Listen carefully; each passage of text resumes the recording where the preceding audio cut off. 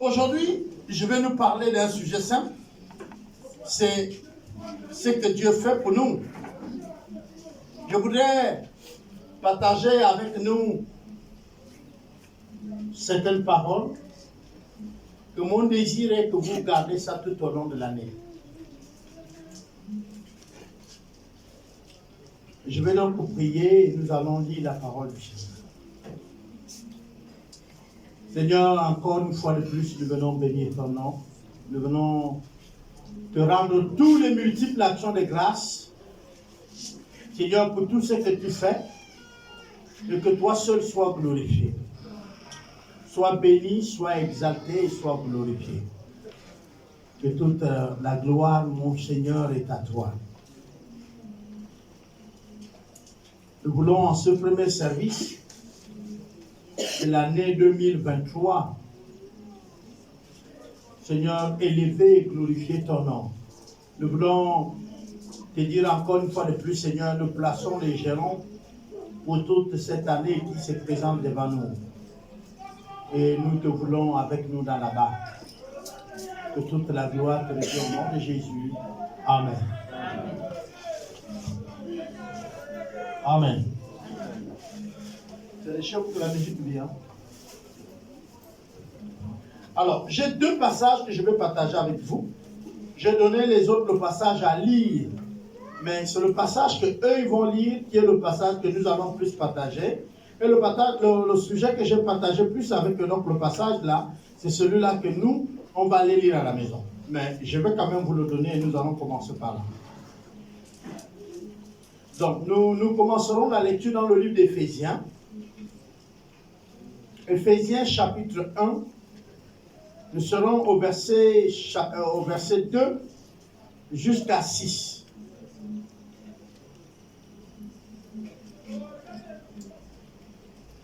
Que la grâce et la paix vous soient données.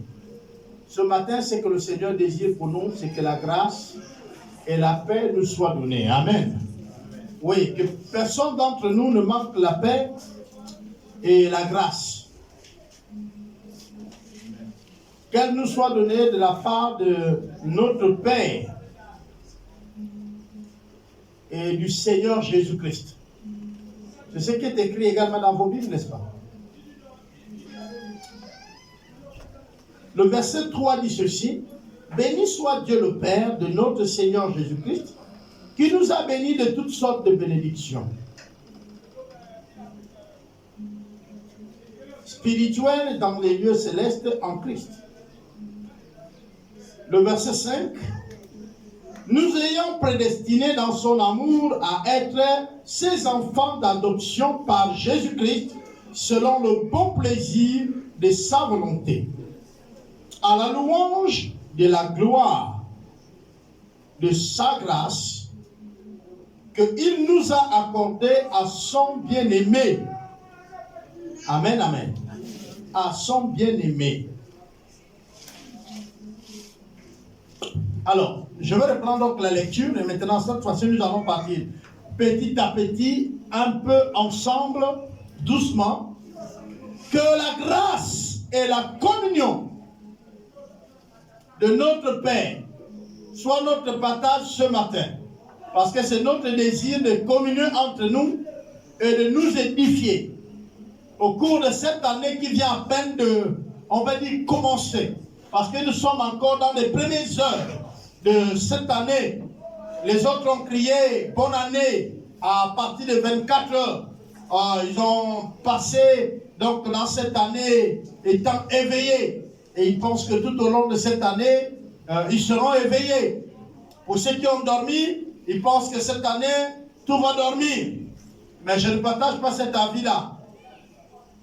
Car les principes bibliques sont plus forts que les coutumes et les traditions et les mœurs et les habitudes et toute autre chose qui n'est pas la parole de Dieu. La parole de Dieu est puissante, plus qu'elle. On va aller donc doucement.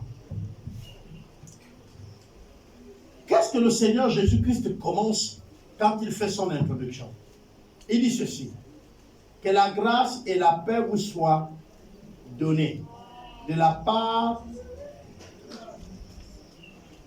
de Dieu notre Père et du Seigneur Jésus-Christ.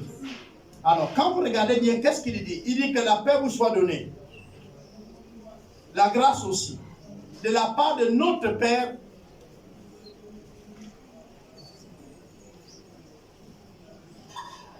de la part de notre Père. Ok. Nous sommes en quoi? Nous tous qui sommes ici, nous sommes en quoi? Nous sommes en Christ. Quand il dit de la part de notre Père et du Seigneur Jésus, il veut tout simplement dire, je vous donne cette paix-là. Quand celui qui parle dans le livre d'Éphésiens dit que la paix vous soit donnée par Jésus-Christ, par Dieu, votre Père, en Jésus-Christ. C'est-à-dire, vous ne pouvez pas avoir cette paix si ce n'est qu'en Christ Jésus. Christ lui-même s'associe pour que la paix là et la grâce vous soient données. Mais pourquoi le Seigneur nous parle? Mais il parle d'abord de la grâce et la paix. Pourquoi il parle ça? Pourquoi il veut qu'on comprenne que nous sommes des hommes et des femmes de grâce? Et ensuite il continue, il dit que la paix vous soit donnée. Parce que les choses qu'il va nous dire, c'est des choses qui peuvent troubler notre quoi? Notre paix. C'est-à-dire, il va parler de certaines choses où même nous-mêmes, on aura des problèmes pour croire. Il continue. Et il dit ceci. Il dit, béni soit Dieu le Père de notre Seigneur Jésus-Christ. Pourquoi il dit béni? Il dit que le Père de Jésus-Christ soit béni.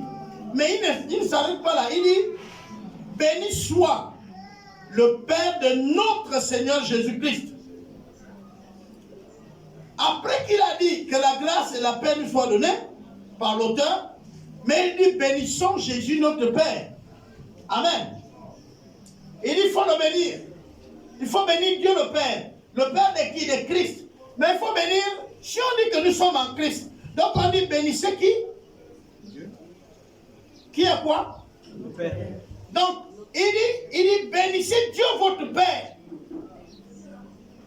Bénir ici, bénir, rendez-lui les multiples actions de grâce. Soyez reconnaissants envers ce Dieu-là.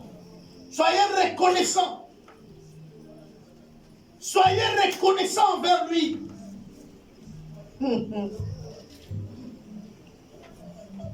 Mais il dit, on va poser la question, pourquoi nous allons être reconnaissants? N'est-ce pas, non? Et la suite, il dit, qui nous a bénis de toutes sortes de bénédictions spirituelles dans les lieux célestes en Christ. Et si c'est en Christ, nous, on reprend. Il faut bénir Dieu votre Père. Lui, il vous a béni de toutes sortes de quoi?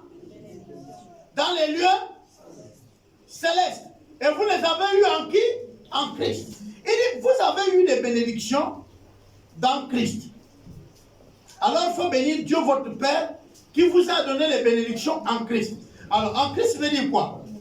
Vous voyez ici là, il y a le produit qu'on fait quoi? Ah ah, ok. Et ici nous avons quoi? Des mouchoirs qui sont en quoi? En boîte. Le mot c'est en boîte. Ok? Pour que moi je puisse les avoir, n'est-ce pas? Moi on me dit, bénis la personne qui a mis ses mouchoirs où? Est-ce que vous comprenez? Parce que sinon, ces mouchoirs n'allaient pas se retrouver dans la boîte. Mais ici, la boîte, c'est nous. Les mouchoirs, plutôt, c'est nous.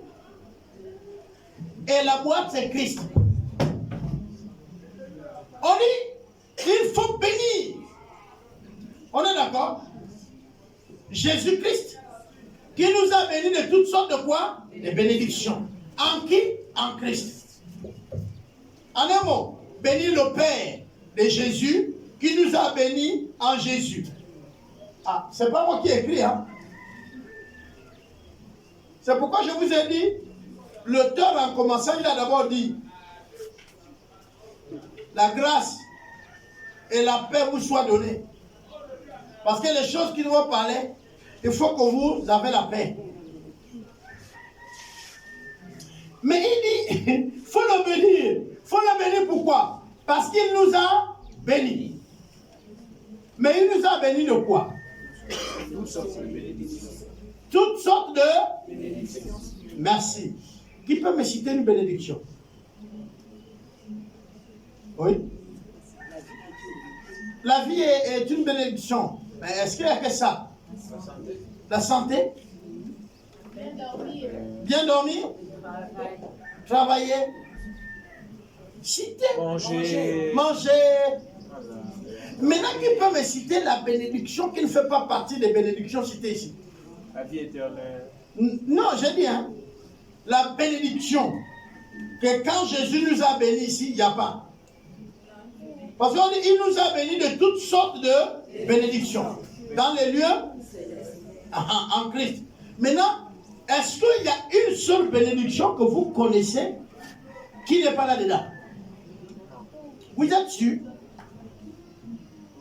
Et la parole de Dieu dit bien toutes sortes de bénédictions. D'accord, je suis d'accord avec vous. Je suis absolument d'accord. À coup sûr, d'accord. Totalement d'accord. Très fort d'accord. Alors, je vous poserai des questions en tant que peuple de Dieu. Pourquoi au cours de l'année nous cherchons des bénédictions?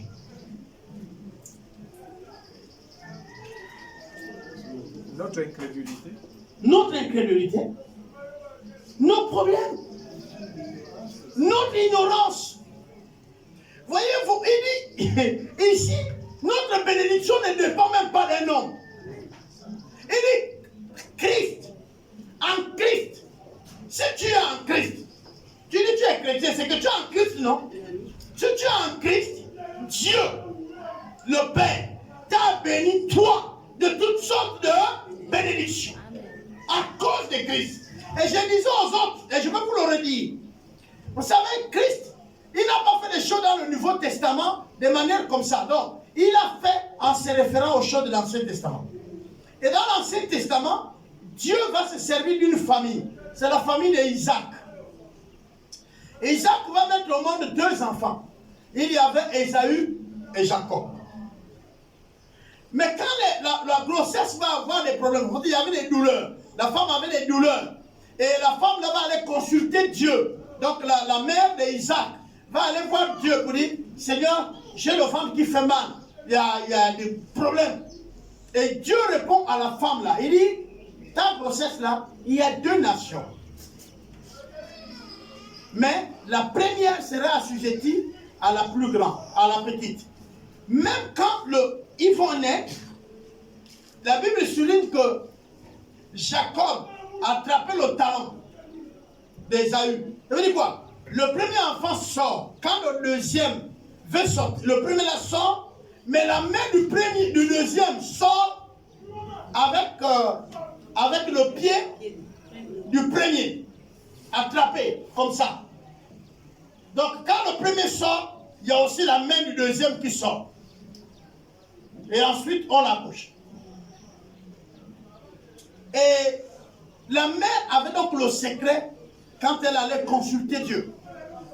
Dieu l'avait dit, le deuxième, c'est lui que j'ai élevé. Moi, j'ai renoncé. Je n'ai pas apprécié le premier, mais j'ai apprécié le deuxième. C'est lui que j'ai choisi. Vous savez, parfois, il y a des choses dans notre vie que nous ne comprenons pas. Parfois, vous pensez que c'est vous qui avez aimé Dieu et qu'à un bon moment, vous pouvez décider de ne pas servir Dieu. Non, c'est faux. Depuis que vous êtes devenu chrétien et chrétienne, quel que soit ce que vous faites, vous allez monter. Vous allez grandir dans votre foi. Ce qui retarde votre croissance, c'est votre fréquence de se nourrir. C'est-à-dire, plus vous êtes dans les enseignements, plus vous allez grandir. Mais ce qui fait que la plupart des années, votre marche chrétienne boite. Vous n'êtes pas fort dans la marche. C'est parce que vous ne vous nourrissez pas. Et on va le voir. Regardez le verset qui suit. Il dit ceci. Le verset 4, il dit,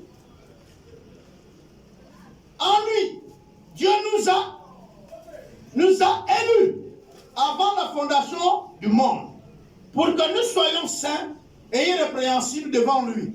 Qu'est-ce que veut dire ce verset? Ce verset veut dire qu'en fait, chacun d'entre nous est un projet de Dieu. Chacun d'entre nous, c'est un projet de Dieu. Il est un projet de Dieu. Pourquoi? Parce que le verset dit, il nous a quoi? Béni. Regardez bien le verset 4. En lui, Dieu nous a élus. Qu'est-ce que veut dire élu? Élu veut dire choisi. Élu veut dire mis à part. Je vais vous expliquer. Vous savez, parfois vous venez, il y a les débats que même à la télé, quand j'entends des hommes de Dieu parfois dire ça, je ris. Je sais qu'aller apprendre ce que les Blancs nous ont imposé, c'est une bonne chose. Aller apprendre ce que les Américains nous ont imposé, c'est une bonne chose. C'est l'éducation, c'est de se cultiver, d'accord. Moi, on ne sert pas Dieu avec ça. Ça nous aide à servir, mais ce n'est pas ce qui nous aide à servir Dieu. C'est le support sur lequel on se pose. Je vais m'expliquer. Il nous a élus, non? Il nous a élus. Revenez sur terre. Ok. Si je parle loin là-bas, beaucoup vont rester. Parce que j'avais déjà pensé à George Weah. Pour ceux qui suivent le football, ils savent que George Weah est un des meilleurs footballeurs africains, mais qui est devenu président. Je parle d'un joueur du ballon qui est devenu président. Actuellement, il est président. Je crois que c'est en Gambie. Libéria plutôt. Libéria, merci. Il est devenu président. Je vais descendre au Gabon. C'est bien au Gabon ici. Quand on a seulement décidé, à 90, de faire de nos villages des communes, c'est comme dire que vous avez aujourd'hui ceux qui étaient les chômeurs de hier, qui sont les présidents d'assemblée. Pourquoi? Parce qu'on les a élus. C'est-à-dire qu'ils ont fait une liste et ils sont venus concourir pour être élus, chercher les suffrages des votants. Ils sont venus vous chercher pour les élire. Et quand vous les votez, même si c'était un ancien chasseur, vous le votez, il gagne son élection comme maire. Il devient quoi? Maire. Il devient quoi? Il devient maire, non? Maintenant, quand vous le voyez, on dit c'est un quoi? C'est un élu. Vous trouvez un chômeur, même s'il avait des diplômes, il ne travaille pas. Il est chômeur, il a fait de hautes études. Maintenant, il revient, il pose la candidature pour être député. Maintenant, il est voté. Il n'a jamais travaillé dans une société. Mais il est élu chez lui. Il est quoi? Il est député. Dès qu'il est élu à un poste, il est automatiquement le représentant de ce poste. Pourquoi? Mais parce qu'il est élu. Parce que c'est un choisi du peuple, pour une tâche précise. Vous ne pouvez rien faire. Nuit comme jour, vous devez attendre son mandat. Si son mandat n'est pas terminé, vous ne pouvez rien faire. Il y a la loi qui le protège. C'est un élu. Vous savez, la loi là, quand la loi a déjà pris quelqu'un ici, la loi l'a positionné là, vous tous qui allez dire tout ce que vous voulez, vous vous arrêtez contre la loi et non contre la personne. Très souvent, il y a les gens qui insultent la loi et ils pensent qu'ils s'en prennent à quelqu'un. Non, c'est la loi. Si tu insultes ton député, c'est la loi que tu insultes. Mais en fait, tu insultes toi-même. Parce que le député n'est pas devenu député de lui-même. C'est toi qui l'as élu. C'est toi qui l'as, ce qu'on appelle, tu l'as transmis de l'autorité. On appelle ça l'autorité déléguée. Par mon vote, je te dis d'agir en lieu et place de moi. C'est bon? Et ici, Dieu dit, il vous a élu. Est-ce que vous comprenez la responsabilité? Là-dessus, Dieu a mis des lois qui protègent celui qu'il a élu. Vous faites des jeûnes de prière, que non, nous on jeûne pour le combat, Dieu vient veiller sur nous. Lui, il a dit, je vous ai élu. Attendez, c'est un député qui dit, les policiers sont vous pour me garder là. Mais non, quand un député est en danger, la loi autorise qu'on lui envoie la force de l'ordre pour veiller sur lui. On est d'accord? Même quand il est député et qu'il a fait quelque chose qui est mauvais, la loi dit qu'il a l'humilité parlementaire. Aussi longtemps qu'il a cette humilité parlementaire, on ne peut rien faire. Il faut d'abord lui décharger de ça. C'est-à-dire, ce que vous entendez qu'on fait ici, ce qu'on appelle mise sur discipline. Quand on dit tu es mis sur discipline à l'église, c'est ça. On te décharge. Mais aussi longtemps qu'il n'est pas déchargé, c'est qu'il est chargé. C'est un élu. Et la loi veille sur lui. Et la loi est de son côté. Il a l'autorité déléguée de qui? De ceux qui l'ont voté. Donc quand tu t'attaques à lui, tu t'attaques à ceux qui lui ont envoyé aller le représenter.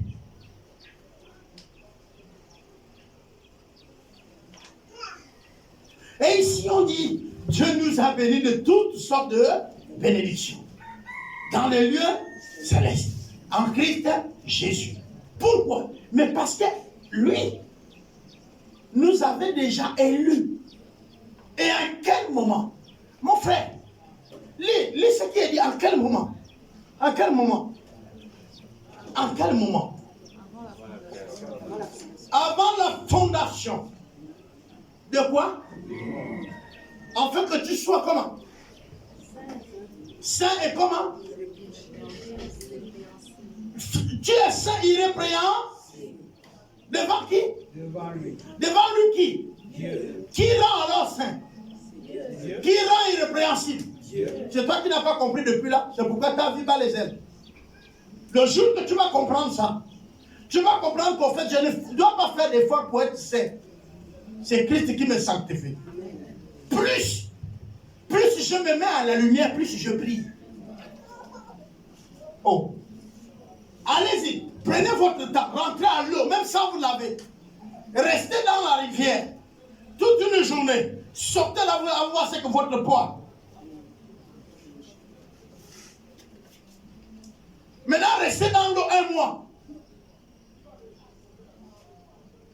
Même si vous sortez, vous rentrez, vous sortez pendant un mois, votre peau ne serait pas la même peau que ceux qui sont au contact du soleil à tout moment. La différence de ceux qui sont dans les bureaux, ils ont la clim. Il est au bureau, il a la maison, il a la clim. Vous touchez son corps, c'est pas pareil que la personne qui va au champ, qui revient, ou un autre qui monte les briques, il revient, ou un autre. Est-ce que vous comprenez ça? C'est-à-dire que votre travail, là où on vous a positionné, détermine aussi comment vous serez. Mais beaucoup ne vivent pas la vie du Christ, pas parce que Christ ne les a pas appelés, ou que Christ ne les a pas choisis, mais parce qu'ils ne sont pas éclairés. Ils ne sont pas là où Christ les attend. Vous vous êtes engagé dans la vie chrétienne. Vous avez accepté la vie. Vous avez accepté la foi avec Christ. Mais vous êtes où? Vous êtes à la mauvaise place. Il faut que vous vous mettez à la place. Les autres vont vous dire, mettez dans votre destinée. C'est ce que vous choisissez. Vous aimez, non? Votre destinée. Votre destinée. Là, ils sont. Moi, je ne vous parle pas de destinée aujourd'hui. Je vous parle de votre place, votre responsabilité. La destinée, c'est facile. Vous devez vous placer là où Dieu a dit qu'il va vous trouver là. Vous savez, c'est Élie. Élie lui-même, on ne sait pas qu'est-ce qu'il pique. Il veut prouver à tout le monde que Dieu est avec lui, pendant que tout le monde sait que Dieu est avec lui. Il dit, je ferme le ciel. Donc c'est lui qui devait manger. Le ciel ne s'est pas fermé seulement pour les autres, mais pour lui aussi le ciel était fermé. Mais seulement Dieu va faire une chose avec Élie. Il va dire, Élie, ouais, Élie, il va au torrent. Mets-toi là-bas, je vais envoyer le corbeau. C'est là, quand vous allez lire, il dit, c'est là que le corbeau te nourrira. Est-ce que vous comprenez? Pourquoi il dit c'est là? C'est-à-dire que le corbeau ne viendra pas à un autre endroit. le corbeau viendra là. C'est pourquoi l'accent est mis sur le mot là. Et Élie va fuir là-bas. Et les heures décidées par Dieu, le corbeau, parce que Élie ne connaît pas l'heure que le corbeau va amener la nourriture. C'est après peut-être 2 ou 3 temps qu'il va se rendre compte qu'il m'amène la nourriture le matin et le soir. Donc même s'il va se balader, à l'heure là, il revient. Mais le premier jour, Élie avait la responsabilité de veiller pour voir à quel moment le corbeau va arriver. Et le corbeau arrive. Il donne la nourriture à Élie. Et le corbeau se retire. Le corbeau revient, il donne la nourriture à Élie. Est-ce qu'il a amené toute la nourriture pour toute la journée? Nous, on ne sait pas. Il a amené matin, midi, soir? Nous, on ne sait pas. Mais en tout cas, ceux qui ont dit que c'est matin, midi, soir, c'est les blancs. Il n'est pas dit qu'on doit manger matin, midi, soir. On nous a appris ça. Les Africains eux-mêmes, ils mangeaient le matin et le soir. Selon le règlement des Africains, le matin, le gars, il bouffe son repas, il va au champ. Il travaille au champ, il rentre le soir, il mange, il dort. C'est les Blancs qui nous ont dit, le bon organisme, il doit manger, vous voyez, matin, midi, soir, pour l'équilibre. Et là, nous aussi, oh oui. Comme je disais à tout le monde, oh, ouais, là, vous avez prié le matin, là, le Seigneur arrange la route, hein, non? On souffre ici, hein? Ouais, le fait de boire, les bois traînent. Ça devient même poussière. Parce que vous ne les préparez plus. C'est les bois qui ont fait le coup. Les bois. À cause du gaz, ils ont fait le coup. Ça c'est quelle affaire des Africains? Comment on peut vous tenir esclaves chez vous-même? Comment on peut nous prendre en otage chez nous-mêmes pour la nourriture des Blancs? Vous ne mangez plus le poulet. Notre poulet est devenu sale. Notre poulet là, celui-là, il meurt même de vieillesse, il est sur l'arbre. Il tombe pour tout. Personne ne lui mange le poulet déjà trop vieux. Le coq est déjà trop vieux. Quand il crie même, la voix ne sort plus. Cancer de la gorge. Il tombe, il meurt. Pourquoi? Parce que tout simplement, on ne mange pas. Mais c'est la vérité. Même est-ce que vous savez qu'on a certaines rivières qu'on pêchait hier que les poissons meurent aujourd'hui vieilles? Vous allez là-bas, en saison sèche, nos familles allaient pêcher, ils ne vont plus. Mais les silures meurent quand l'eau la sèche. Tous les silures meurent. Nous, la plupart des enfants ne savent même plus où nos parents partaient. Pourquoi? Mais parce que le yara que les Chinois nourrissent au caca, c'est celui-là qu'on préfère. Je parle là sur le YouTube. Nous, on préfère les poissons qu'on donne les caca. Voilà ça. Quand on m'a dit, il y a la graisse, hein? Ouais,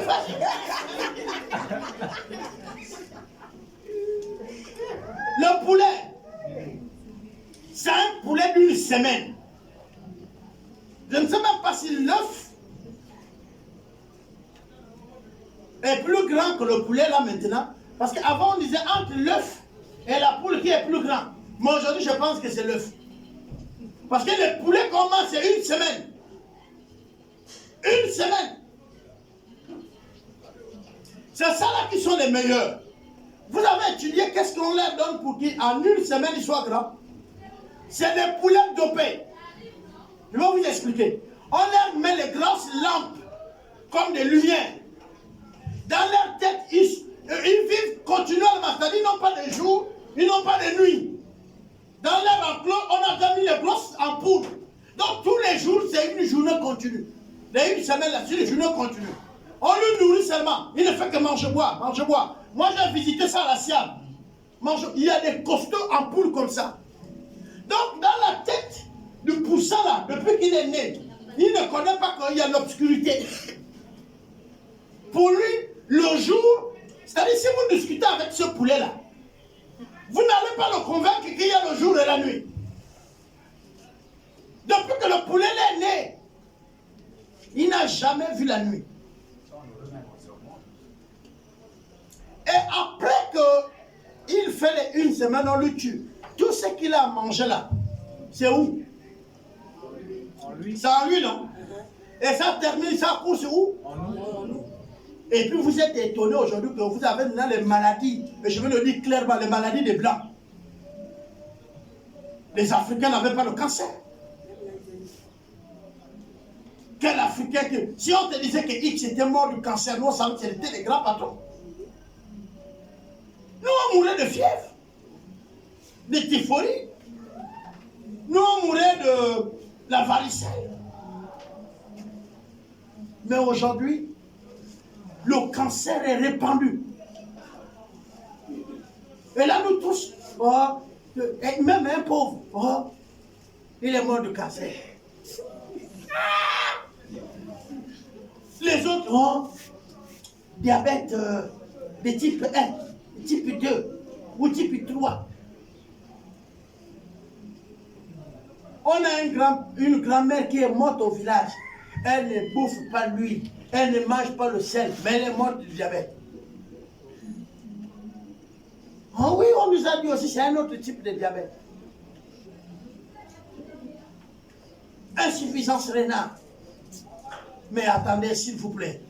Qui aujourd'hui fait souffrir? Qui va au champ encore? Si vous envoyez vos enfants aujourd'hui tous à apprendre, c'est pour que eux, ils ne vont pas au champ, non? Alors, si vous regardez bien, nous souffrons pourquoi? Parce que la route qui amène le riz, qui a remplacé le manioc, est cassée. Vous pensez qu'un type comme moi qui frappe mon manioc tranquille, moi je dis que la route est cassée. Pourquoi? Le foufou vient du Congo, ça quitte les chroniques. Est-ce que c'est coupé? La route d'Akeni, on a parlé, on a déjà mis la terre, les voitures passent. Le Koumou serait là. Je sors là tout de suite, je suis tranquille. Est-ce que mon Koumou a besoin de poulet? Non. Vous avez déjà mangé le Koumou au paquet? Voilà. Tu vois, ça vous étonne. Mais j'ai mangé au paquet. Koumou au paquet, avec les champignons seulement. Les champignons, je n'ai pas dit qu'il y a la viande dedans. Mais ce que vous ne savez pas, c'est les mêmes protéines. Le champignon est l'équivalent de la viande, c'est le même. Quand vous mettez et le champignon et la viande dans un même repas, vous avez trop de protéines. Et c'est ce qui va développer certains problèmes de santé chez vous, parce que vous en avez trop de protéines. Et les gens ne savent pas ça.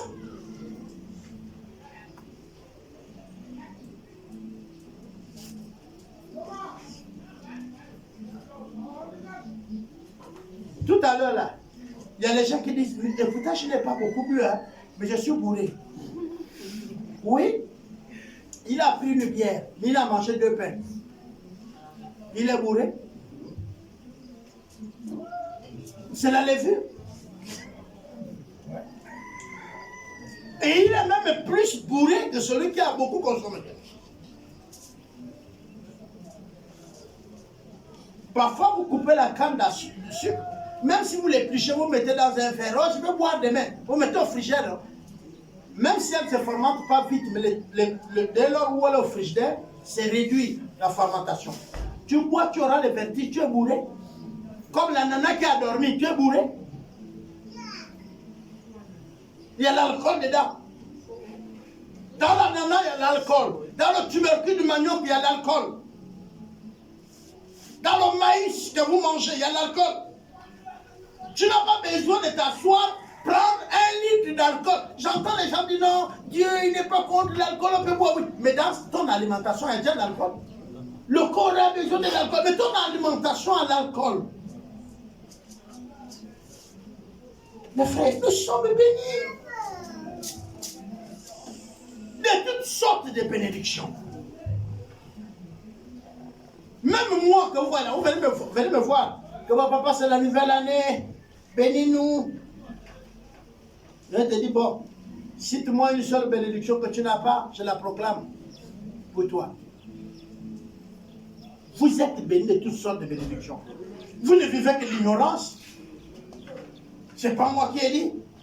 Vous êtes élus par Dieu, choisis par Dieu. C'est-à-dire que l'autorité de Dieu, qu'on appelle l'autorité conférée. Est-ce que vous savez que l'autorité de Dieu c'est conférée? C'est-à-dire que c'est l'autorité qu'il vous a donnée. Dieu vous a donné de l'autorité. En fait que vous puissiez agir en lieu et place pour lui. Il a pris toutes les dominations. les principautés et les autorités. Et il les a placés sur les pieds, sur nos pieds. Et il a donné pour chef l'église. L'église c'est qui? L'église c'est toi. Donc toutes les ténèbres réunies sont sous tes pieds. Et il a donné tout ça. Le chef c'est toi. Il t'a élu, il t'a choisi, il t'a donné tout ça. Et quand Dieu donne, la Bible dit qu'il équipe. Il t'a donné un certain nombre d'attributs. Tu ne le remplaces pas, mais tu le représentes.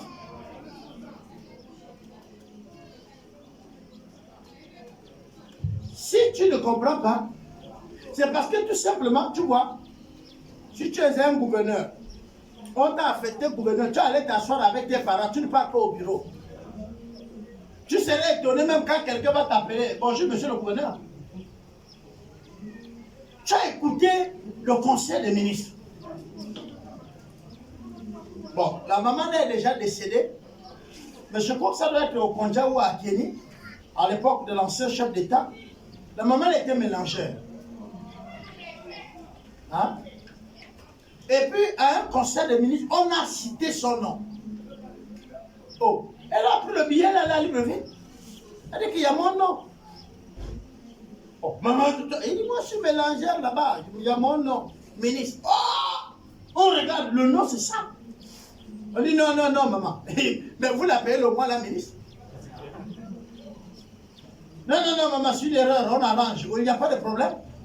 Mais en attendant les 2 mois qui sont passés, qui est ministre? Vous me donnez mon argent.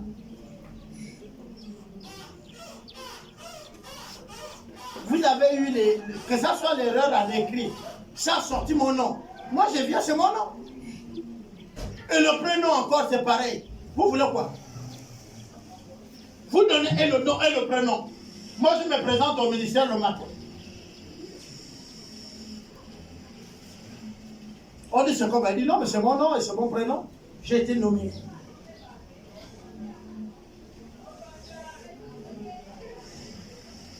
Mais vous, Christ, avec le Père, avant que la terre, le monde là, l'eau, le ciel, les oiseaux ne furent créés, avant que Adam et Ève ne soient même sur la terre, toi tu es élu. On est avant la fondation du monde. Hein.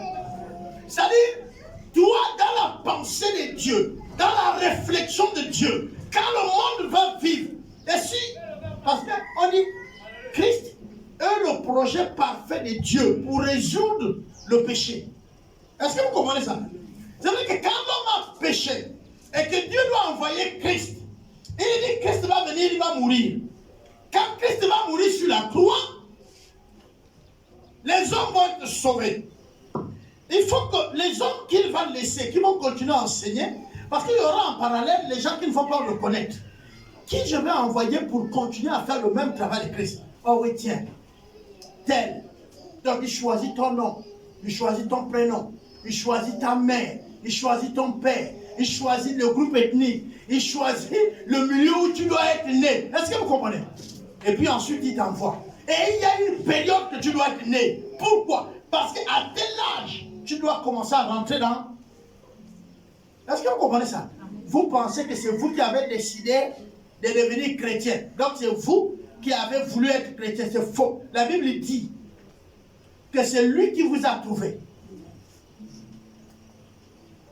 C'est Christ qui vous a trouvé.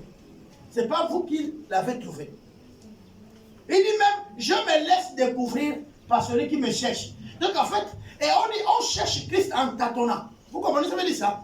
Ça dit comme dans l'obscurité, dans l'erreur. Et puis Christ vient, il se met, tu fais comme ça, lui-même il quitte là-bas, il se met en route. Oh, j'ai trouvé Dieu. Non, c'est Dieu qui t'a trouvé. Il est venu se mettre sur la route. Vous comprenez ça? Et puis, tu es là, tu ne veux pas comprendre ce qu'il est venu faire. Et tu vis certaines choses dans ta vie, et puis tu dis, ma vie là ne change pas, tu penses que tu feras mieux quand tu seras proche de Dieu. Non, je vous dis, ce n'est pas le vêtement, ce n'est pas la qualité de la maison, ce n'est pas la qualité du français, ce n'est pas la qualité de tout ce que vous pouvez avoir. Ce n'est pas en vous faisant tout ce que vous pouvez faire que vous allez plaire à Dieu et que vous allez trouver une vie meilleure. Non, c'est en vous connectant à Dieu. Amen. Pourquoi? Parce que toutes sortes de bénédictions, il a mis là-dedans. Et j'ai l'habitude de dire aux chrétiens, parfois vous êtes complexés. Or, c'est là où vous êtes complété que votre vision se retrouve. Au fait, vous allez devenir cette grande femme qu'on parlera de vous si ce n'est que vous obéissez à ce que Dieu a déjà décidé pour vous. Si vous confiez quelqu'un d'autre qui n'est pas dans la vision de Dieu, vous allez vous faire mal. Parce que parfois, on veut copier. Moi, j'ai vu, je vais me marier, mais je calque ça sur un modèle de la télé. Un modèle d'un film que j'ai vu. Ça là, c'est un mariage de l'autre que tu as reproduit, mais pas ton mariage. Je ne sais pas si vous me comprenez. Il a reproduit le mariage de quelqu'un. C'est comme dire que tu n'as pas fait ton mariage. Tu as laissé pour toi. Mais tu as reproduit pour quelqu'un d'autre. Mais après la reproduction, tu vas maintenant vivre ton mariage. Mais maintenant, écoute bien. Le mariage que tu as reproduit là, on le vit comment? Est-ce que tu serais prêt à vivre ça? Il n'y a qu'en Afrique qu'on ne connaît pas que ce qu'on suit là s'appelle télévision. Pour l'Africain, c'est la réalité. C'est la télévision. C'est un film mis en scène. Derrière se trouvent les comédiens et les comédiennes. Dans le film, tu le vois se marier. Mais dans sa vie, dans sa propre vie, elle ne s'est jamais mariée. Ça, c'est un. Deuxièmement, quand vous les voyez s'habiller là, il y a les maisons de la mode qui les habillent pour présenter leur mode. Ils sont comme des mannequins qui font le commerce, la pub de ces habits que vous voyez. Mais en Afrique, on les copie textuellement, réellement. Moi, je pense que de telles personnes-là, si tu le fais mal, Dieu ne va pas te tenir coupable. Parce que si tu fais la comédie, moi aussi dans la comédie, je te fais mal, c'est la comédie. Moi, je ne comprends pas. Comment quelqu'un qui est béni va envier quelqu'un qui est maudit?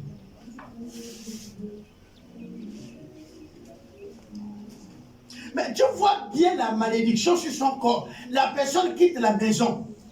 Tu vois bien les formes de ton corps, mais tu prends le filet. Que nous, on poursuivait les poissons. Tu le mets au corps. Et tu vois bien que la personne traverse tout portant ça le filet. Mais toi aussi. Et on vend ça cher. 90 000 la tenue. Et c'est ça la tenue là que tu veux. Vous ne voyez pas qu'il y a un problème. Vous savez, les vieux, les téqués et les bantous disent, si un fou te prend un vêtement et que tu le poursuis, toi aussi, tu deviens fou. Mais voilà les bénis qui deviennent forts, les fous. Comment je vais copier la mode qui est du monde? Comment? On dit que tu es la lumière. C'est toi qui devais éclairer. On dit que tu es le sel qui doit donner le goût à la vie. C'est-à-dire, on attend avec la révélation de... Vous ne répondez pas parce que maintenant vous êtes choqués. Le monde attend votre révélation. Et comme vous n'avez rien à leur proposer, ils vous proposent pour eux et vous prenez. Vous êtes obligé de prendre parce que vous n'avez rien à proposer. Dieu m'a dit, il y a de cela quelques semaines, même pas quelques semaines, la semaine passée. Je suis là au bord de la route, il y a un véhicule qui passe. Il y a un petit véhicule qui passe, il y a un grand, il y a les TM. Il me dit, Albert, regarde, observe tout ça. Ça, c'est rien.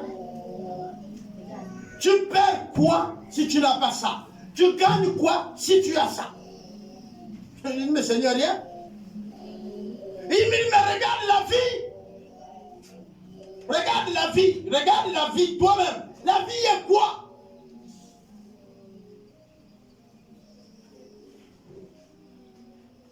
On a des problèmes. On veut se ressembler à quoi? On veut devenir quoi?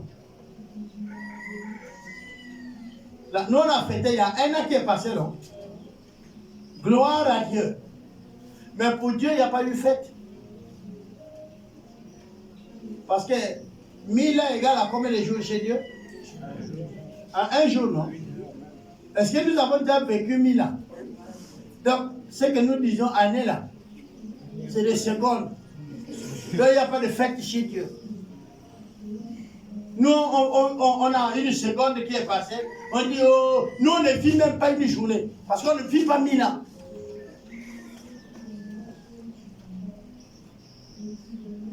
C'est-à-dire les dégâts que nous faisons dans les 70 secondes qu'on nous donne de vie nous empêchent même de rentrer au ciel. Tu ne vis même pas une journée chez Dieu. C'est pourquoi la Bible dit la vie d'un homme est comme une fleur qui paraît le matin, qui se fane à midi et qui meurt le soir.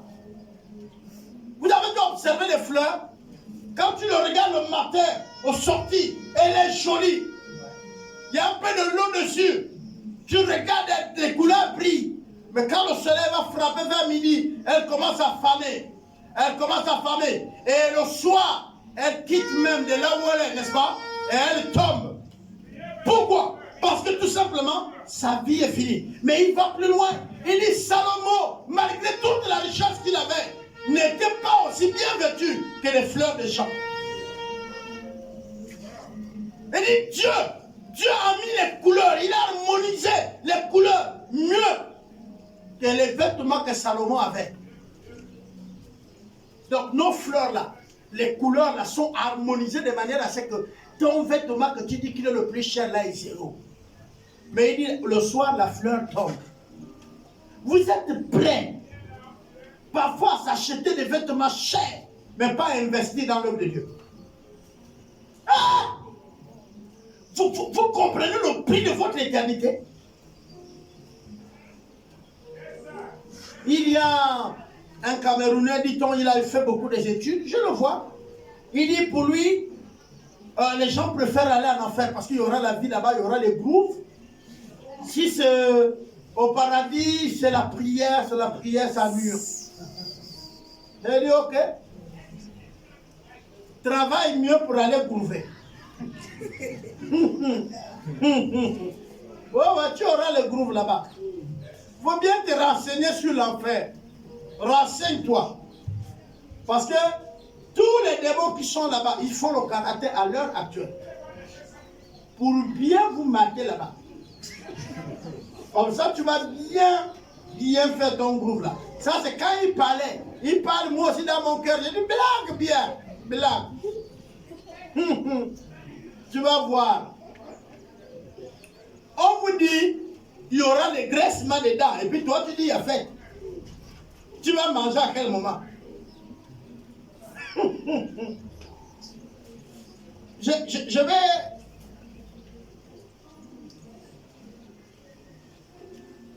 Nous ayant prédestinés dans son amour à être ses enfants d'adoption par Jésus-Christ, selon le bon plaisir de sa volonté. Donc Christ l'a fait selon son bon plaisir. Personne ne lui a forcé. Lui-même, il a décidé que toi, Ken, Noline, on va dire qui, Prisca, Pauline, peu importe. Il a désigné, il a dit cela. Ils vont faire ma volonté. C'est eux qui seront la lumière. Et un bon matin, toi tu décides, tu dis, je ne veux pas être lumière, moi je vais être les ténèbres. Attends, tu es occupé, tu fais quoi? Pour ne pas être à l'enseignement. L'enseignement c'est quoi? C'est t'arroser. Je vais vous expliquer. Vous plantez un arbre, mais que vous donnez l'eau seulement une fois dans la semaine. L'arbre ne va pas mourir, mais il ne va pas croître aussi vite. Est-ce que je me fais comprendre?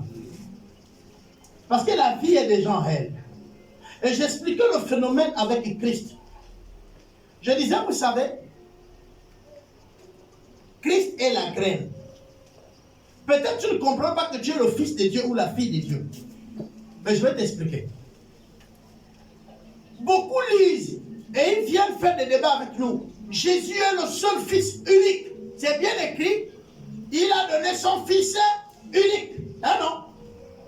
Dieu a tant aimé le haut qu'il a donné son Fils, afin que quiconque croit en lui ne périsse, mais qu'il a la vie et... Donc Dieu a un seul... Dieu... Attends, vous avez des problèmes? Oui. Dieu a un seul Fils, n'est-ce pas, non? Mais quand vous allez réfléchir bien, Dieu n'a plus un seul Fils. Qu'est-ce qu'il a fait? Dieu a fait quoi? Dieu a fait le qui perd gagne. Dieu a pris le Fils unique. Il a fait de ce Fils unique la graine. Je me fais comprendre? Il a dit, bon, comme tu es unique, il faut que je te multiplie. Mais pour te multiplier, alors, tu vas agir comme une sémence. Alors, Dieu a pris Jésus. Or, pour que la sémence puisse se reproduire, il faut qu'elle meure. On est d'accord? Mais qu'elle meure dans les mains de qui? La sémence, je parle de la sémence. Du planteur. On est d'accord? Du semeur. C'est pourquoi vous comprenez les autres, l'église du semeur et tout le reste, la Bible du semeur. Il faut que le semeur prend la graine, il va s'aimer. On est d'accord? Et quand il va la s'aimer, quand on sème une graine, elle vient dormir avec nous sur le lit, elle dort dans la maison, elle est abandonnée, elle est isolée, seule dans l'obscurité. On est d'accord? Et elle va connaître quoi? Hein? La mort. Et ensuite quoi? Elle redonne vie. Et quand elle redonne vie, c'est un arbre déjà. Si vous avez planté l'oseille, dès qu'il sort, vous avez une jeune plante d'oseille. On est d'accord? Mais la plante d'oseille va arriver jusqu'à maturité. Et vous allez remarquer que sur cette plante, elle va produire maintenant plusieurs graines. Est-ce que vous comprenez? Quand vous lisez la Bible, vous allez trouver la parabole de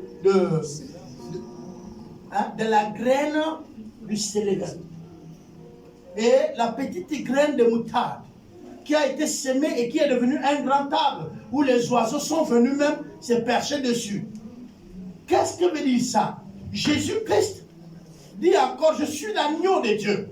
Et comme il est l'agneau de Dieu, il faut bien que les sacrificateurs puissent la sacrifier. Donc le sacrificateur, c'est qui? C'est le sacrificateur qui était au temple, à l'église. On est d'accord? Il faut qu'eux jouent leur rôle. Parce que Dieu ne peut agréer un sacrifice que celui qui est donné par les sacrificateurs. C'est pourquoi ce n'est pas les païens qui devaient tuer Jésus. C'est les chrétiens qui devaient tuer Jésus. Et ces chrétiens-là, pas n'importe qui. C'est les sacrificateurs qui devaient le livrer à la croix.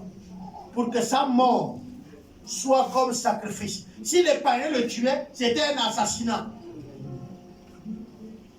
Et la graine n'allait pas produire.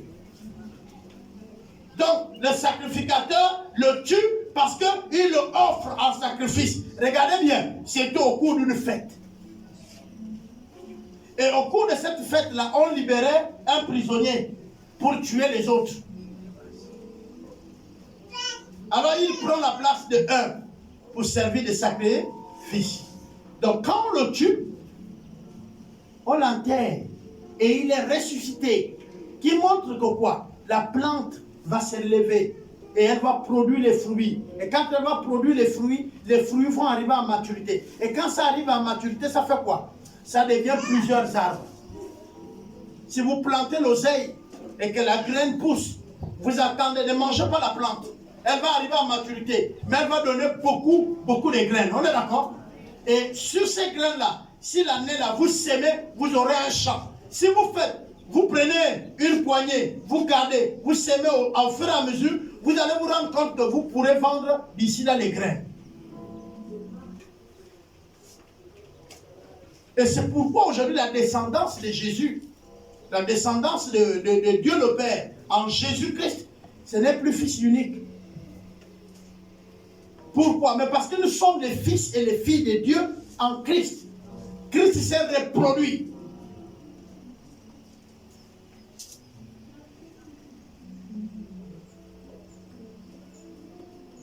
Mais pourquoi Christ vient se reproduire? Mais parce que Christ sait qu'il y a des élus, il y a ceux qui sont appelés.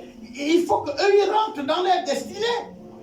C'est comme quand ils rentrent dans la maison de Jachin.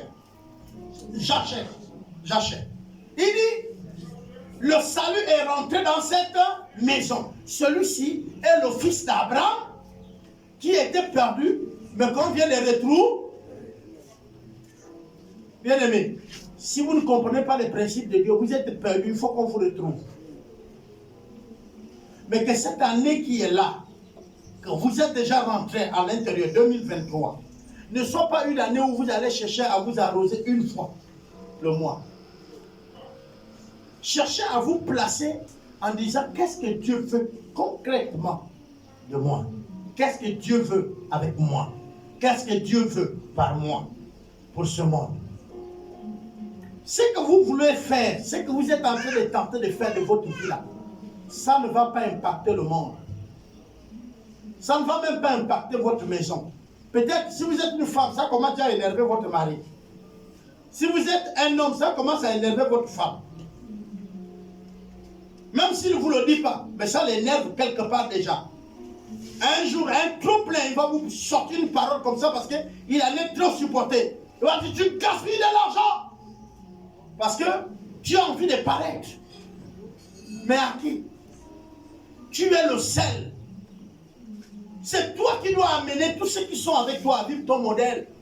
C'est pas toi qui dois... Non, mais tu n'as pas de modèle à suivre. C'est toi le modèle. C'est toi le modèle, c'est toi. Le modèle, c'est toi. Celui qui imprime comment on doit vivre, c'est toi. Quand tu as eu une vie sobre, vous ne savez pas combien de fois les gens cherchent la vie sobre. Une vie simple. Quand la vie n'est pas simple, vous allez vivre les tourments. Vous savez, au départ, c'est bien. Prenez les bons. Prenez encore. Prenez. Aujourd'hui, on fait commander les habits. Prenez. Là, je parle à vous, les mamans. Prenez. Prenez encore. Encore. Mais vous allez arriver à un stade où maintenant, même si vous avez commencé à payer, vous allez arriver à un stade où vous ne pourrez plus payer. Et quand vous allez regarder derrière vous, il y a beaucoup de vêtements que vous ne portez même pas. Vous savez, un vêtement que vous commandez sur la photo n'est pas réel quand elle arrive. Hein? Mais tu as déjà dit à la personne à faire venir. Moi, j'ai vu une bagarre. Et puis parfois, toi qui commandes, est-ce que tu as les mêmes formes que la personne qui est sur le vêtement là? Tu vois bien que c'est une personne potelée qui a bien, mais cherche là où le corps avec toi, c'est pareil. Tu dis ça là. Ok, l'autre commande, ça arrive. Quand tu mets comme ça, bam, ça l'endouille. Tu es maintenant comme un oiseau qu'on a frappé le caillou. Tu passes à Potos, tu penses que les gens rient un autre sujet, c'est toi. Mais pourtant, c'est un vêtement qui t'a coûté cher. Hein? Tu as commandé ça. Mais tu deviens gourou avec ça. Tu passes comme ça. Je vais terminer. Un jour, vous voyez, il y a un film là où la jeune dame là, elle dort bien comme ça. Et elle fait sortir les papillons. Quoi, on dit quoi? Des dessins animés là. Eddie Bug. Ok. Voilà. Vous voyez comment elle est habillée, non? Elle dort bien. Mais ça le dort bien. Jusqu'ici. On est d'accord, non? Nous sommes à Total en ville en train d'attendre les voitures. Voilà une jeune fille qui a commandé le même dormier. Et elle a mis sa part. Il est peut-être vers 14h ou 15h. Dès qu'elle sort, elle est taximan. Et les gens qui passent par là. Elle-même, elle a eu honte. Tout le monde criait que ça c'est maintenant quoi? Mais pourtant, elle a fait venir la tenue d'une star de la télé.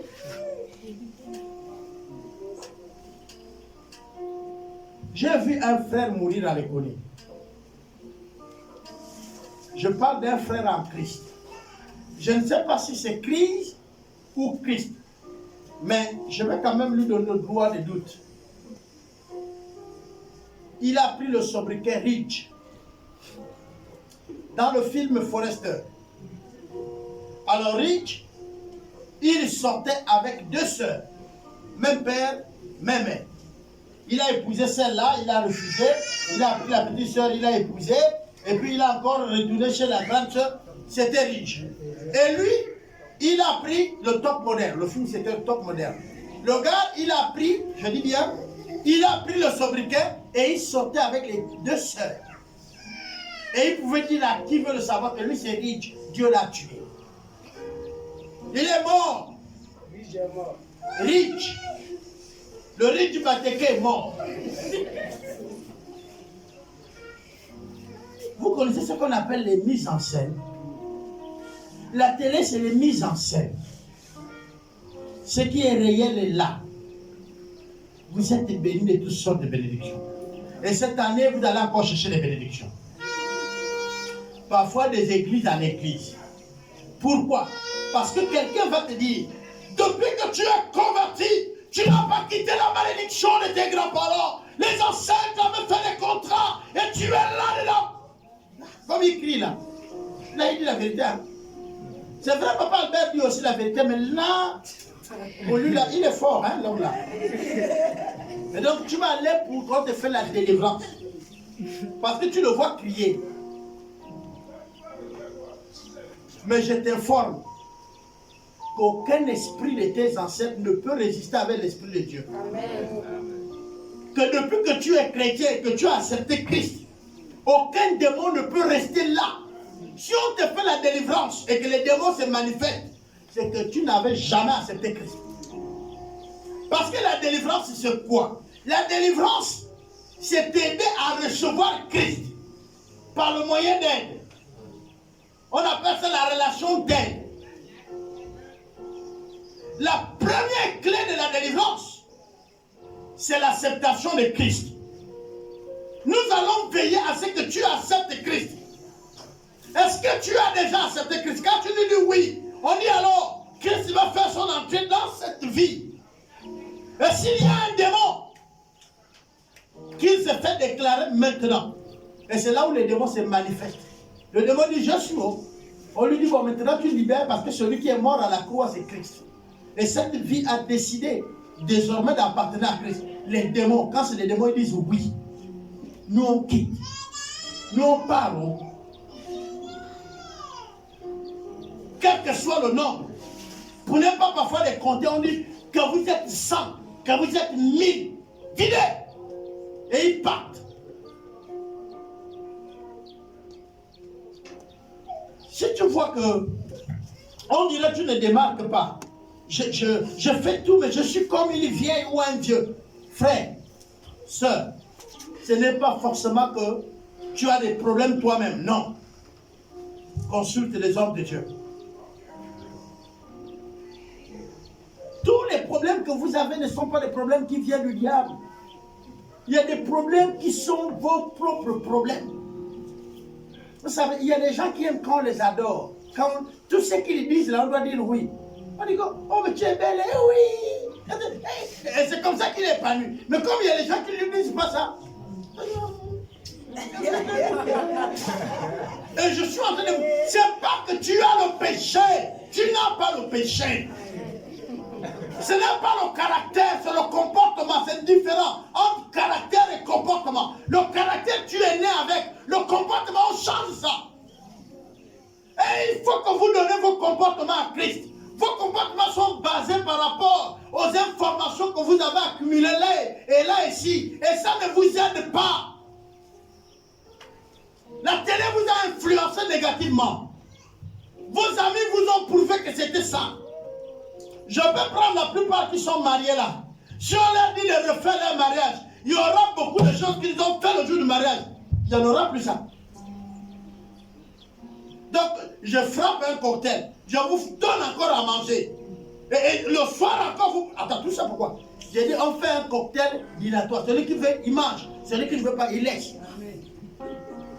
Parfois, on se tape un stress. Au sortir de la maison, on dit, mais on a fait tout ça là, pourquoi même? Au sortir de la maison, on dit, mais tout ça là, on me mettait même le feu là. Tu as toujours quelques personnes qui sont proches de toi. On s'est marié qu'une fois. Oh. On s'est marié qu'une fois. Oh. Ces démons-là, c'est les démons à repousser. Satan envoie 2 ou 3. C'est ceux-là. Moi, je les appelle les agents de Satan. Ils sont à côté de toi. Ces jours-là aussi, même s'ils n'ont pas l'habitude de veiller avec toi, et ils ont déjà le temps. Ah la soeur, oh, c'est une fois, oh. Ah le frère, oh. Tu vas te retrouver avec les dettes ici. Et vous savez ce que les démons font? Quand le démon t'a amené à commettre le péché, après il enlève le corps. À la fin de ton mariage, tu ne le verras plus.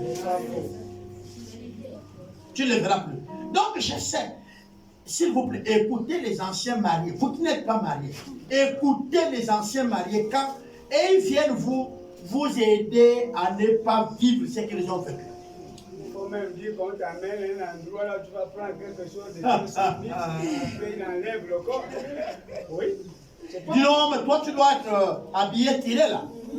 Je connais un commerçant, il peut te donner le vêtement. Il n'est pas en train de dire ici que c'est lui qui paye. Hein. Lui il connaît. Là il va t'amener, toi tu vas prendre le bon.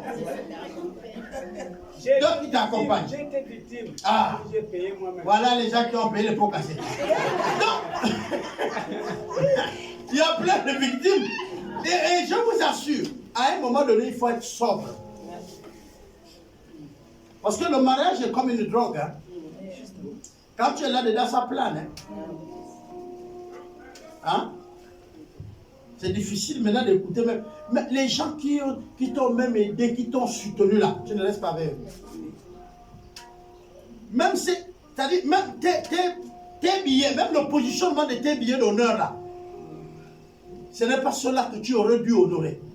C'est après le mariage que tu dis, ah, mais j'aurais dû, Est-ce que vous comprenez?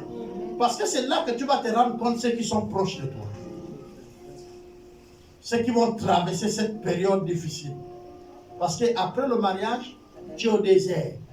Comme vous avez vu Jésus, après son baptême, le seul qui te parle maintenant, c'est Satan. Il te dit, tu peux sauter là, et tu meurs. Parce que tu en es marre. Au cas de Jésus, il a dit à Jésus, les anges sont là pour te soutenir. Mais pour toi, il va te dire, regardez, c'est moi que de toi, saute, tu meurs. Et puis ils vont voir. Tu vas leur montrer que tu n'es pas n'importe qui. Un cadavre montre à qui n'est pas n'importe qui. Bien-aimés, nous sommes bénis. Amen. Nous sommes bénis. Intégrez ça en nous. La bénédiction, c'est quoi? La Bible dit qu'ils sont beaux les pieds de ceux qui annoncent l'évangile. Je vais vous dire un secret. Est-ce que vous avez des problèmes avec votre corps? Commencez à vous engager à annoncer l'évangile. Dieu va détailler votre corps. Quand nous sommes allés à l'école biblique, quand j'étais en formation, ce n'est pas forcément au Gabon. J'ai remarqué que mes frères, pendant que nous étions en salle, eux, ce qui les intéressait, c'était mes pieds. Et les après-midi, j'aimais venir en short. Hein? On mange ici. Et puis je suis en salle. Et puis un jour, il y a ceux qui ont eu le courage, ils m'ont dit, mais Papa Albert, mais tu as des beaux pieds. Je les ai dit, vous savez où j'ai dressé les pieds? Il dit non, il dit sur les plateaux Vatican. Tout le temps, je marchais entre village et village. Or, il est écrit, ils sont beaux, les pieds de ceux qui annoncent l'évangile. Ceux qui sont les annonceurs de la bonne nouvelle. S'il vous plaît, toi qui amènes le malheur aux autres, toi qui vas pour faire le Congo, ça, tes pieds vont se tourner mal. Tu vas commencer à marcher comme ça.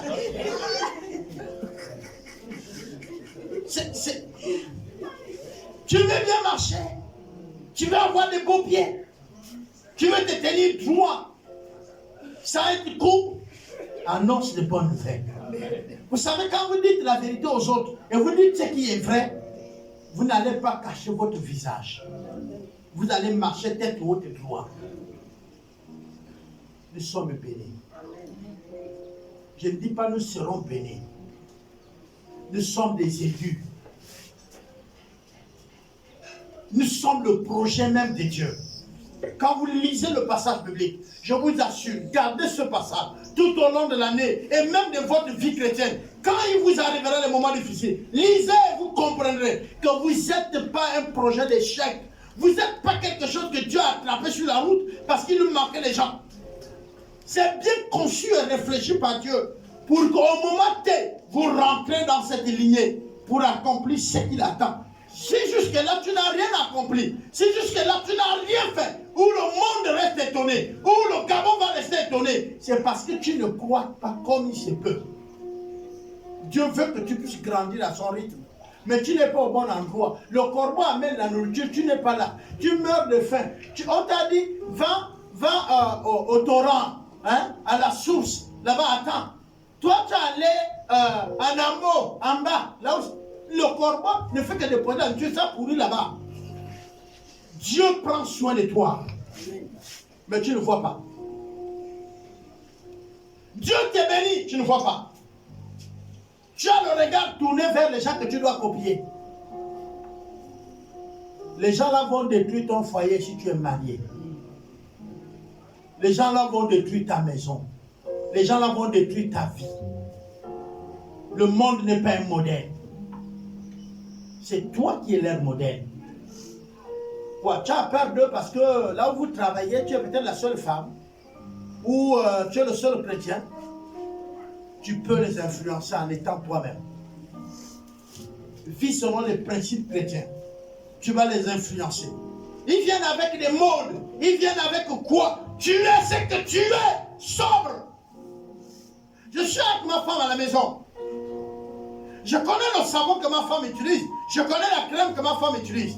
Quand souvent elle dit à certaines personnes, j'utilise telle crème, les gens refusent. Il y a des gens qui viennent chez nous. Et puis ils posent, maman Alice, tu utilises quel savon? Mais c'est le gros savon du marché là, le gros là, le savon noir là, le gros là. Vous l'avez les habits avec ça, non? C'est ça notre savonnette. Ma femme et moi se lave avec. Ça c'est notre savon. Même quand je vais en voyage, je sors du Gabon, je vais dans notre pays, j'amène les gros morceaux au moins 3, 4. Quand je vais en mission avec les... Ils sont là, demandez au papa. J'amène tout, c'est mon savon. Pas de savonnette, je n'utilise pas de savonnette. C'est le savon que vous lavez les linges, c'est mon savon. C'est lui qui se correspond bien avec ma peau. Quand je sors mon savon de mon sac, il est comme ça. Gros. Et je dis, ah, ça c'est pour les amis ou quoi? Je dis, non, c'est mon savon de nous. Mais je reste 2, 3 fois. Il voit même que le savon a fait tout. Il lave les habits. Il me lave moi-même. Hein, non? Il lave aussi les assiettes. Il lave les assiettes. Mon savon là. Et à la fin, les savonnettes qu'ils ont amenées sont terminées. Il reste mon savon. On fait comment? Vous prenez mon savon? Ou alors on quitte travailler. Vous savez quand on travaille dans les chantiers, non? On est tous sales, il y a le ciment et tout. Mon savon est là. On fait comment? Mon savon a avalé vos savons. Il faut maintenant que vous vous lavez avec mon savon.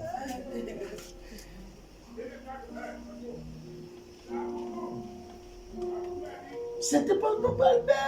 Je vous ai dit ici, et je n'aurais pas peur de le dire sur le YouTube. Depuis que j'ai compris certaines choses, c'est peut-être un pantalon ou 2 l'année. Les tenues que vous êtes en train de me voir là, je ne sais plus quand je vais encore les avoir. Ça c'est un cadeau d'abord. Celui que je porte en haut, je vous ai dit où j'ai eu le cadeau. Le pantalon que j'ai, c'est un pantalon qui a déjà peut-être 5 ans là avec vous. Voire 6 ans. Peut-être 10 même.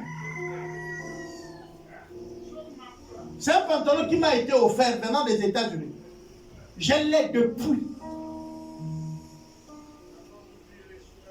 La chaussure. Là encore, ne parlez pas. Vous venez même voir, vous allez voir comment donner. Ce que je veux dire, c'est quoi? Ça ne fait pas de moi un pasteur. Vous êtes sûr que je ne peux pas payer ce que je vois affiché là? Vous êtes sûr que je ne peux pas payer ça?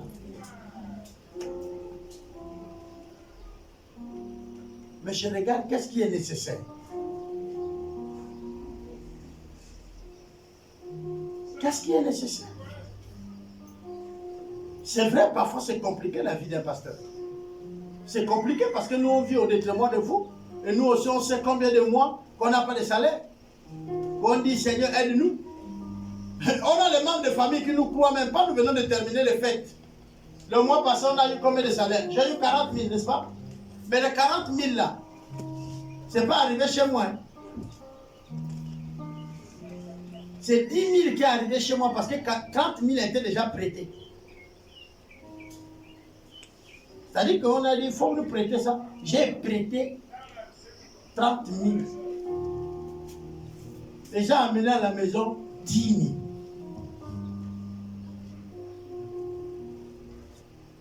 Je ne suis pas là.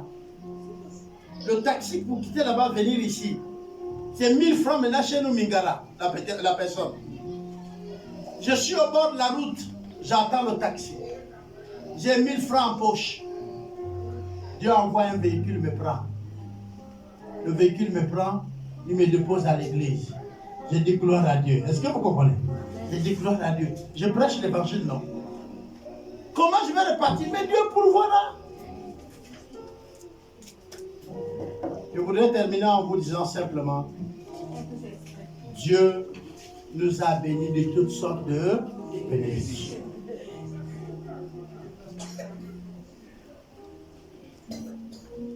Nous sommes donc les bénis de Dieu. Nous sommes le projet de Dieu. Nous sommes des élus de Dieu. Et quand on a parlé d'élus, nous avons compris qu'est-ce qui regorge derrière l'élu. Si c'était seulement venir étudier le mot élu, vous allez comprendre. On ne peut pas dire quelqu'un élu et lui n'est pas lui accordé de l'autorité. L'autorité, vous vous dites au diable, recule au nom de Jésus. Vous appelez à l'existence ce qui n'existe pas. Est-ce que vous connaissez ce qu'on appelle appeler à l'existence? C'est-à-dire, je suis chômeur, je manque le travail. Je mets mes genoux au sol, j'appelle au travail. La société m'appelle. Je vais vous dire une chose. Le pasteur qui vous prêche là, comme il n'a pas beaucoup appris, il n'a pas écrit une demande d'emploi. J'étais chez moi. La SCG m'a appelé, j'ai travaillé à la SCG. Parfois, quand vous parlez de miracle, j'ai l'habitude de dire, je suis la gloire de Dieu. Moi, je suis la gloire de Dieu. Si quelqu'un n'a pas vu ce que Dieu fait là, il faut me regarder. J'étais chez moi à la maison, j'habitais au Ndje. Un frère a mis mon nom à la SCG, il était chef là-bas. On m'a appelé, je suis venu travailler à la SCG. J'ai travaillé à la SCG. Au centre de traitement d'eau de Mbaya. Là-bas, en bas, au château d'eau. J'ai travaillé là-bas. Pendant que je suis en train de travailler là-bas, un autre frère a mis mon nom à la CETEC. Une semaine avant qu'on me retrouve, j'étais déjà pointé. On m'a appelé pour venir travailler. Je n'ai pas fait de demande d'emploi. Je n'ai jamais écrit à une société de demande d'emploi pour qu'on me prenne. La seule société que j'ai fait de demande d'emploi, c'était Sodepal, du côté de Bakumba. Mon dossier a été retenu, on m'a appelé pour dire c'est bon, tu peux venir travailler. Mais pendant qu'on me dit de venir travailler là-bas, quand j'ai contrôlé, c'est qu'on me paye mieux. J'étais déjà appelé à la CETEC. De la CETEC, je suis allé travailler au ACR. Le ACR, je n'ai pas fait la demande d'emploi. Un frère également était là-bas, il a mis mon nom. Il m'a appelé un matin, viens travailler. Je suis venu travailler, j'ai démissionné. Parce que la CETEC m'a encore proposé l'argent plus. Je suis reparti à la CETEC. J'ai jamais, au grand jamais, je l'ai sollicité à l'écrit de l'Alliance chrétienne. En leur disant, Dieu m'appelle pour que je parte à l'école biblique. Non. Je ne suis jamais allé voir un pasteur pour qu'on me recommande à une école biblique. Faux. J'étais assis et je suis allé pour le synode national à Libreville. Quand je suis arrivé, on m'a dit, tu vas aller suivre la formation en missiologie. Je n'ai jamais dit à quelqu'un que je suis apôtre, ou je suis évangéliste ou pasteur. Je suis seulement en train de servir.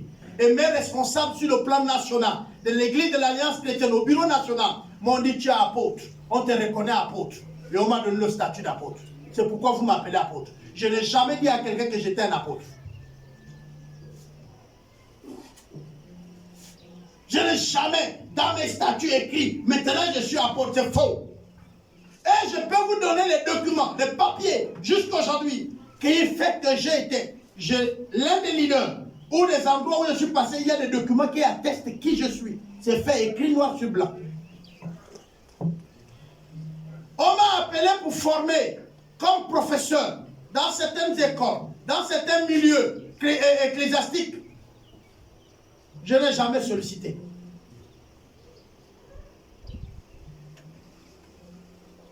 Mais on a reconnu que tu avais quelque chose que tu peux enseigner bien. Vous vous sous-estimez pourquoi?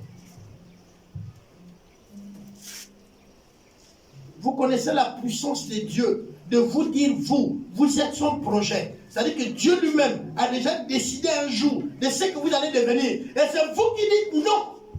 Vous vous opposez à Dieu pour dire non. J'aimerais vous dire, continuez à dire non. Mais un bon matin, vous allez vous réveiller, il vous a remplacé. Et si on vous a remplacé, c'est que vous n'allez pas vous réveiller sur la terre. Vous allez vous réveiller chez celui-là qui vous a envoyé. Il vous a rappelé à lui. Parce que vous ne voulez pas faire ce pourquoi il vous a envoyé, alors vous devenez inutile. Quand une société vous engage, il dit, je t'ai engagé pour être plombier. Est-ce que vous comprenez? Même si tu ne comprends rien au départ, mais lui doit te mettre avec les anciens plombiers pour que tu en prennes davantage et tu deviens plombier. Même si tu as le diplôme, tu dois apprendre auprès des anciens dans cette entreprise pour devenir. Si tu n'arrives pas, il va insister. Tu ne parviens pas, il te renvoie. Et beaucoup blaguent avec Dieu. La seule manière qu'il pourra vous reprendre, il va vous appeler à lui. Comme ça, vous viendrez lui dire pourquoi vous-même, vous ne voulez pas travailler. Vous pensez que c'est quoi? Votre préoccupation, c'est quoi? Qui va être plus que l'appel que Dieu vous donne? Vous allez impacter dans quoi? Le monde là, vous allez le changer dans quoi? Vous pensez que vous pourrez changer quoi? Tu te préoccupes pour tes enfants, mais Dieu peut te tuer, les enfants le restent. Mes enfants, le soir même, le soir, tu peux manger, le manioc s'arrête ici, tu meurs. Maintenant, viens t'occuper des enfants. Moi, comme je travaille, je ne suis pas comme ceci. On peut te renvoyer demain matin, sans problème. Ta société a assez d'argent pour te payer. À un moment donné, vous n'avez pas peur quand c'est Dieu. Vous ne vous asseyez pas pour dire attention. Bien aimé, si tu dis je sais bien écrire, Dieu peut casser tes deux bras. Même sans que tu ne fais l'accident, tu peux devenir un film de deux bras, aujourd'hui même. Tu es belle, wow, Dieu peut faire pousser le bouton. Maintenant là. À un moment donné, il faut avoir peur. Il faut avoir peur. Je vous ai dit, quand il y a une situation qui perdure dans votre vie, arrêtez-vous un moment et dites à Dieu, Seigneur, la situation là perdure, pourquoi? Elle perdure, pourquoi? Moi je crois en toi, j'ai fait ma part, peut-être que j'ai quelque chose que je ne comprends pas. Dis-moi, parce que tu as dit que quand moi je te crois, je suis devenu une nouvelle créature. Les choses anciennes sont passées. Mais pourquoi j'ai l'impression que les choses anciennes me collent? Mais Dieu va te répondre. Dieu répond. C'est juste que là, tu ne comprends pas et que tu as posé la question. C'est que tu n'as même pas le temps de l'écouter. Tu es préoccupé à autre chose. Dieu parle. Le mien parle.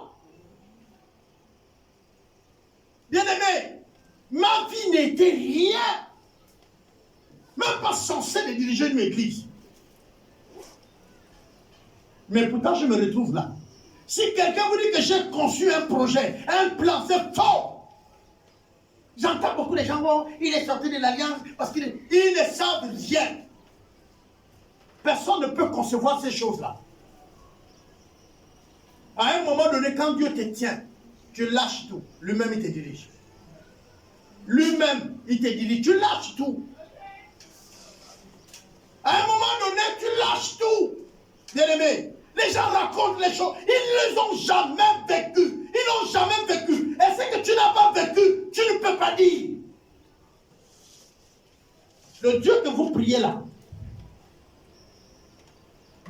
celui que vous vous êtes engagé à suivre là, il est plus dur. Il est plus fort.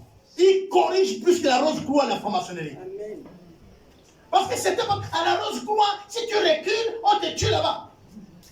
Il a dit, si vous ne faites pas ça, pourquoi Dieu vous a appelé à exister, vous allez mourir. Le Dieu que je connais là, il va vous rappeler à lui. Parce que vous ne servez à rien. Il vous a envoyé pour ceux qui apprennent là. Il vous a envoyé pour inventer quelque chose qui va servir à toute la terre. Mais vous pensez que c'est les jeunes américains qui doivent inventer ça. Dans ce monde-là, on me connaît. Celui qui a inventé, là, on le connaît. Oh, j'ai fait l'école, oui. Tu as fait l'école, tu as la connaissance, tu as le savoir. Pourquoi? Si tu ne fais rien, tu vas devenir plus bête que ceux qui n'ont pas appris.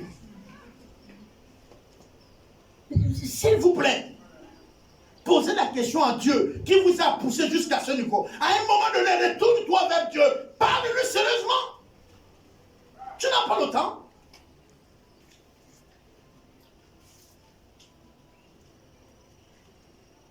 Même moi, quand je sais, là où je me dirige à l'église, il arrive le moment où je m'arrête pour dire, mais Seigneur, c'est quoi? C'est quelle église même tu m'as donné à diriger? Où les gens ne savent même pas qu'il y a un leader là-bas, ils vivent chacun à son choix, et puis tu me dis de diriger cette église-là. Prends ça toi-même, tu te démêles avec ça. Ça, c'est quelle église? Mais il y a le moment où Dieu me répond, c'est mon église. Et je t'ai établi que tu le veux ou pas. Ou tu le fais, ou alors je te change. Dieu vous a déjà rappelé comme ça.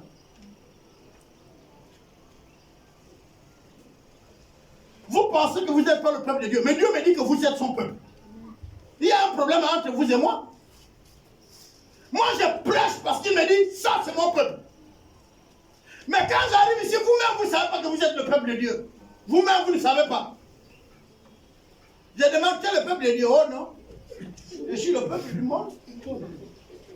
Votre église là, je ne suis pas. Tu es membre de quelle église finalement? Tu es membre de quelle église? Je ne suis pas allé dans votre église là. Mais Dieu me dit que lui là, que tu vois qui vient de dire votre église là, c'est ton fidèle. Et le moment même, je m'arrête même à porter, je dis Seigneur, quand tu es fidèle là même, il faut prendre ça cadeau. Il y a des gens, non c'est ça, même moi-même. Je dis oh non Seigneur, il me dit non, c'est un fidèle. C'est mon enfant. Nous on souffre avec vous. Vous avez énervé Moïse au point que le gars a flanqué le bâton contre le... C'est pas ce qu'on a dit. Oui, vous l'avez poussé. Et aujourd'hui, est-ce que vous savez que la plupart des pasteurs sont obligés d'aller faire la sorcellerie pour vous envoûter? Pour que vous obéissez. Quand il dit, ah mais non. Parce que quand le gars, il continue Dieu, non, vous êtes toujours en avant. Donc, il parle, il voit un sorcier. Il dit ça, je vais le moutonner. Vous savez moutonner, c'est-à-dire, il fait un truc pour eux. Quand il dit mais, il y a des problèmes avec l'église. Il y a des problèmes. Les gars vont faire des fétiches. Vous dirigez maintenant l'église. C'est-à-dire, quand il parle, personne ne doit dire quelque chose. Et tout le monde obéit. C'est le fétiche. Pourquoi? Mais parce que le peuple de Dieu, lisez les Écritures, sont toujours rebelles. Chacun veut suivre sa propre foi.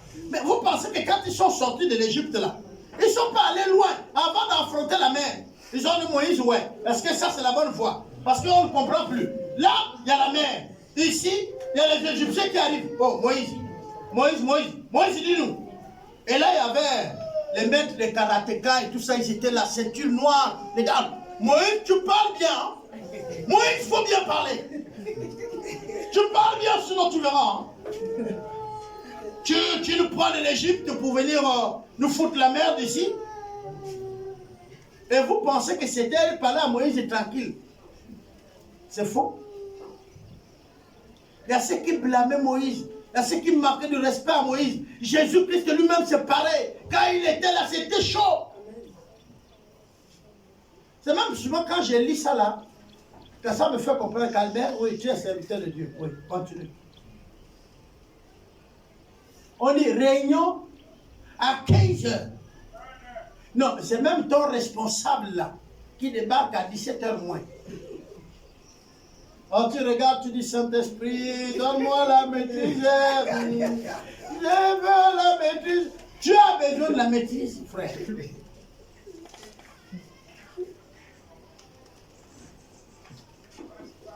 Parce que sinon, tu vas t'éclater. Comme un que je connais qui a damé le diacre coup de tête. Le diacre dans la bassine. Il y avait la bassine d'eau là à côté où on avait trappé les habits des enfants. Le diacre vient là, Jésus a dit non. Seigneur, en tant que leader, j'aimerais guider un à un moment. Le diacre s'approche là, avec coup de tête.